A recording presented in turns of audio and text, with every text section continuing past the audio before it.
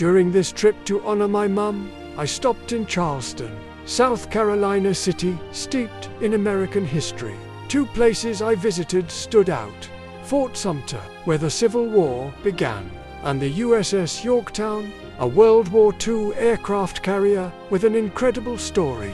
These sites remind us not only of the struggles of our past, but also of the resilience and courage that shaped our country. Out in Charleston Harbor lies Fort Sumter, a sea fort first built after the War of 1812 as part of America's coastal defenses, but its place in history is much larger than just a fort. On April 12, 1861, it was here that the first shots of the American Civil War were fired. Confederate forces opened fire on the Union garrison, which held out for 34 hours before surrendering. Although no one died during the battle itself, those opening shots marked the start of a conflict that would go on for 4 years and cost over 600,000 lives. Today, the fort is partly a ruin, scarred from the war and from time, but walking through it, you can still imagine the soldiers stationed there,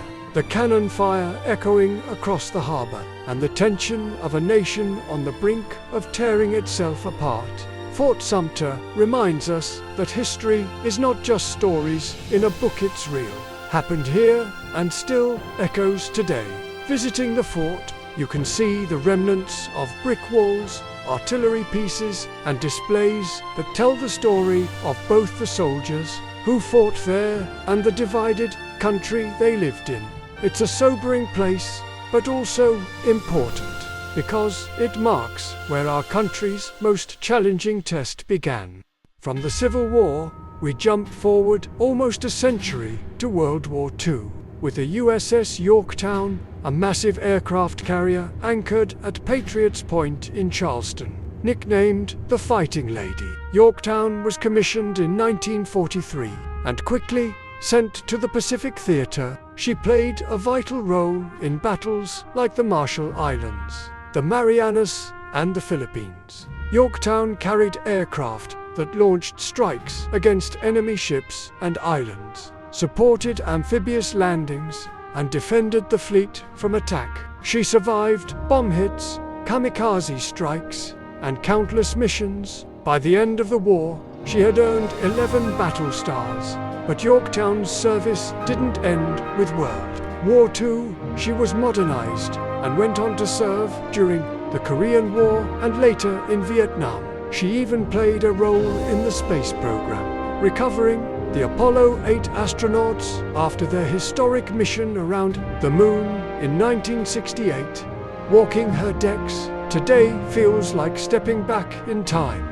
You can tour the hangar bays, see the aircraft on display, and walk through the living quarters where thousands of sailors once lived and worked. It's almost like the ship is frozen in history, still carrying the spirit of those who served aboard her. Seeing Fort Sumter and the USS Yorktown on the same trip was powerful.